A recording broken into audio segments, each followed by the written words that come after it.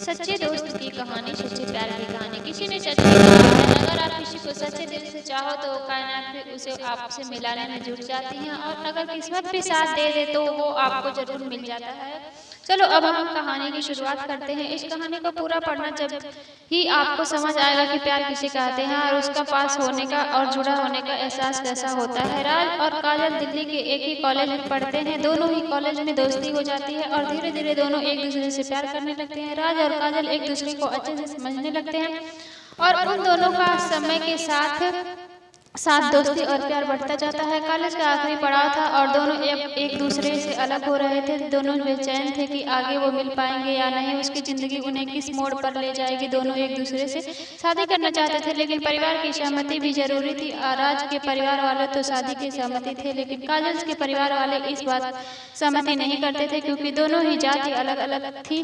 इसलिए काजल ने अपने परिवार वालों से बात नहीं की। काजल के परिवार वालों ने काजल की शादी पक्की कर दी थी और उसकी शादी मुंबई में रहने वाले हरीश से हो रही थी। काजल की शादी का दिन आ गया और उस शादी काजल ने अपने कॉलेज के दोस्तों को भी बुलाया था, जिसमें राज भी शादी में शामिल हुआ था। राज अंदर से टूटा हुआ था, लेकिन बाहर से खुश था और शादी के कामों में काजल के परिवार की मदद भी कर रहा था। वह चाहता था कि काजल जहाँ भी जाए खुश रहे। काजल शादी करके चली गई और राज अकेला रह गया।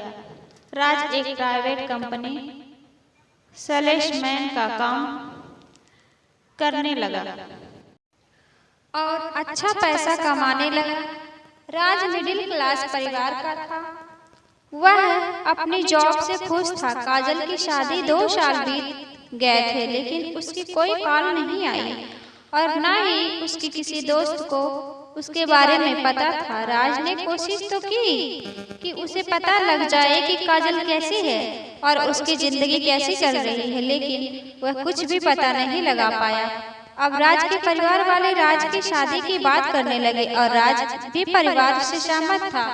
राज की परिवार वाले उसके लिए कोई अच्छी लड़की देखकर उसकी शादी की तैयारी में लग गए।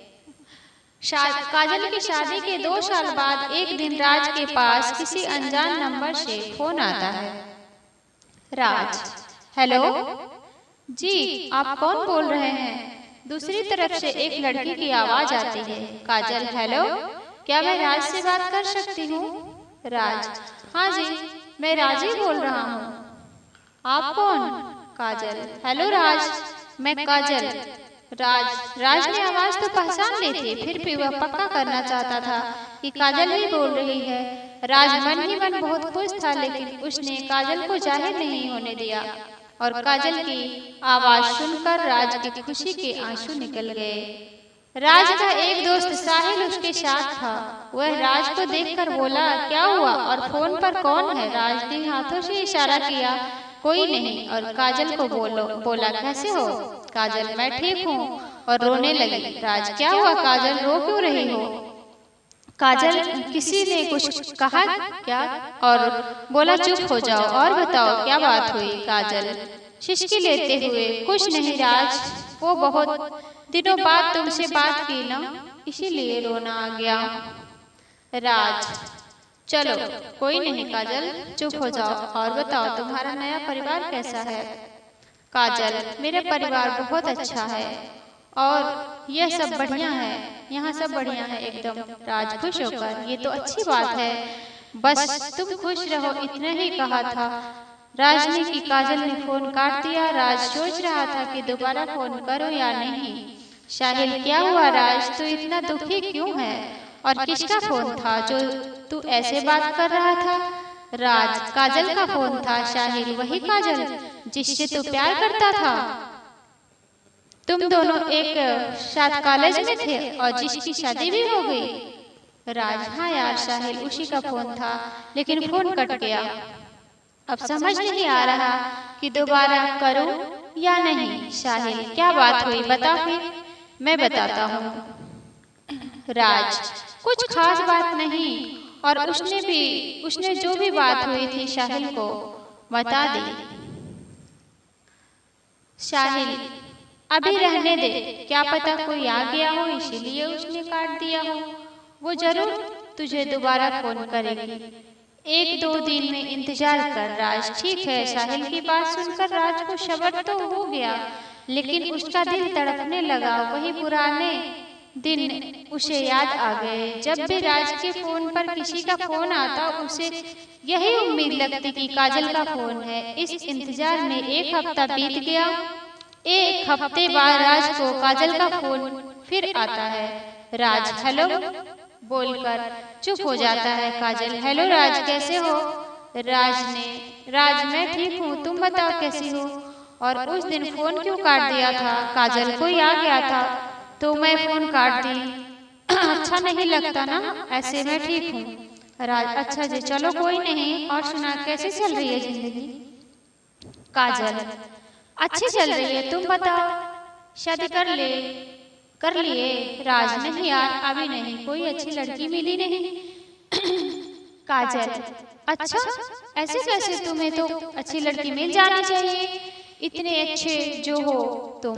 और काजल ने पूरा काम कहा कर रहे हो? पूछा काम कहाँ कर रहे हो? राज एक कंपनी में काम कर रहा, सेल्समैन का। और तुम्हारे पति क्या करते हैं? काजल वो भी किसी कंपनी में काम करते हैं, पर मुझे पता नहीं कहाँ। राज ओके, कितने बच्चे हो गए? मस्ती करते हुए काजल उदास होकर नहीं या अभी नहीं, उसने फोन काट दिया। राज हेलो हेलो कोई है? राज फिर परेशान हो गया क्योंकि आज फिर काजल ने बिना बताए फोन काट दिया। राज फिर काजल के फोन का इंतजार करने लगा। कहानी में इंटरवल अगले दिन फिर काजल का फोन आता है। राज हेलो। काजल हेलो, सॉरी कल के लिए फोन काट दिया था। राज कोई बात नहीं काजल, लेकिन फोन बताकर काटा करो। काजल ओके, कोशिश करूंगी। और बताओ क्या कर रहे हो? राज कुछ नहीं, बाहर था ऑफिस के काम से। काजल मैं डिस्टर्ब तो नहीं किया? राज नहीं, वैसे तो फ्री हूँ, तुम बात कर सकती हो। काजल ओके धन्यवाद। राज धन्यवाद की जरूरत नहीं यार, तुम मेरी बहुत अच्छी दोस्त हो और रहोगी। और बोला कि अभी तक बच्चे क्यों नहीं? क्या बात, तुम अभी करना नहीं चाहती क्या? काजल पहले चुप रही और फिर बोली नहीं, ऐसी कोई बात नहीं, बस ऐसे ही। राज ओके, फिर जल्दी से खुशखबरी दो हमें। काजल ठीक है। काजल चलो मैं तुम्हें शाम को फोन करूंगी। राज ठीक है, मैं इंतजार करूंगा। राज को शाम का इंतजार होने लगा और शाम को फोन आता है। राज हाँ जी बताओ कैसे हो? काजल मैं बढ़िया हूँ राज, मुझे तुमसे कुछ बात करनी है, किसी को मत बताना। राज अरे तुम भी कैसी बात कर रही हो? आज तक ऐसा हुआ कभी? काजल हाँ वो तो मैं जानती हूँ, लेकिन फिर भी बहुत दिनों बाद बात की ना, इसीलिए ऐसा बोला। राज यार तुम मुझसे बेझिझक होकर बात करो। काजल यार मेरे पति वो नहीं है, कैसे समझाऊं तुम्हें? राज मैं समझा नहीं काजल, खुलकर बोलो। काजल मेरे पति ये हैं। राज तुम्हें कैसे पता, बताओगी? काजल जब मैं शादी के बाद वहाँ गई तो मुझे कुछ अजीब सा लगा, लेकिन जब हरीश मेरे रूम में आए तो मुझे वो मेज पर रखा दूध पीकर सोफे पर जाकर सो गए। मुझे लगा पहला दिन है। मैंने सुबह हरीश से बात की, क्या हुआ हरीश? कुछ नहीं बोला और नीचे चला गया। अगले दिन भी ऐसा ही हुआ। फिर मैंने हरीश से पूछा, लेकिन वह मुझसे बात ही नहीं करता। एक हफ्ते बाद मेरी सासू माँ ने पूछा कैसा चल रहा है, तो मैंने उन्हें सब बता दिया, लेकिन उन्होंने बोला कि तुझसे ही कोई कमी होगी, तुझमें ही, तू कोशिश नहीं करती होगी। और उन्होंने मेरी नहीं सुनी।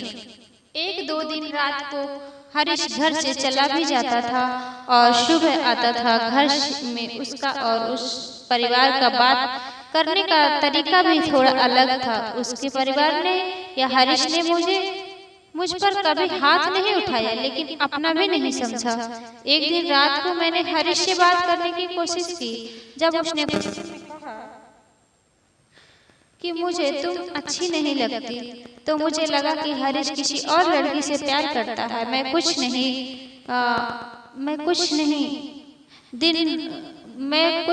दिन रोई दुखी हुई।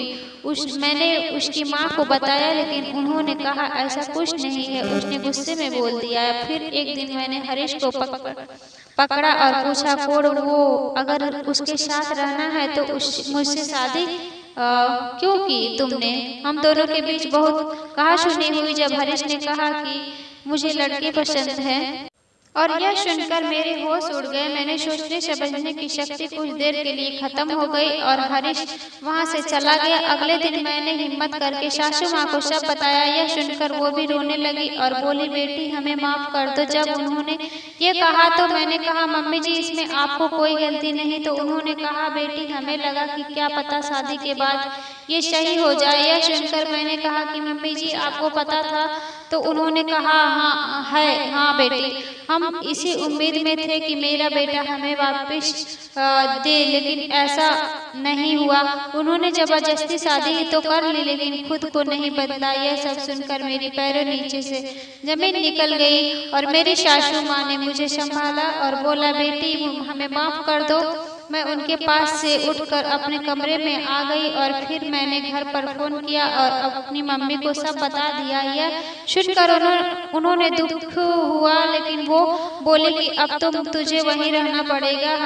हम तुझे वापस ले आए तो वो तेरी दानी बहनों से शादी कोड रहेगा, दुनिया वाले क्या कहेंगे। और मुझे समझने लगा, राज काजल इतना सब हो गया और तुम मुझे आज बता रही हो 2 साल बाद। काजल मैं समझ नहीं पा रही थी, राज क्या करूं मैं, और उधर मेरे घर वाले भी मान नहीं रहे थे। तो हिम्मत करके मैंने तुमसे बात की, सोचा थोड़ा मन हल्का हो जाएगा। राज तो अब आगे क्या करना है तुम्हें?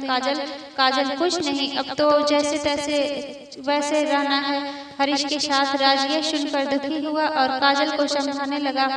राज और काजल की फोन पर कुछ दिन ऐसे ही बातें होती रही। एक दिन राज ने कहा, काजल कुछ पूछूं? काजल, हाँ राज पूछो। राज, क्या वो तुम्हें तलाक दे देगा?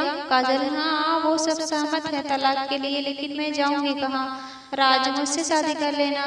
काजल, नहीं राज, मेरे घर वाले भी नहीं मानेंगे और तुम घर पर क्या कहोगे कि शादीशुदा लड़की से शादी करोगे तुम? राज, मेरे परिवार की तुम चिंता मत करो, मैं उन्हें समझा लूंगा, बस तुम हाँ करो। काजल, राज, मेरे परिवार वाले कैसे मानेंगे? वो कभी सहमति नहीं है करेंगे, और पापा की तो अभी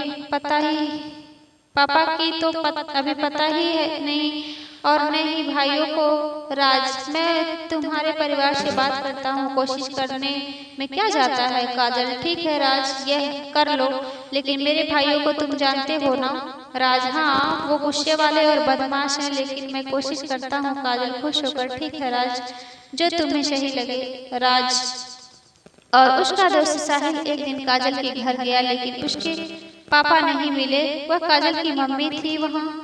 राज ने उसकी मम्मी से की और कहने लगा, आंटी जी मैं काजल को कॉलेज का दोस्त हूँ, कुछ बात करनी है। काजल की मम्मी ने कहा, हाँ बेटा बोलो। राज ने कहा, आपको पता है कि काजल किस तकलीफ से गुजर रही है?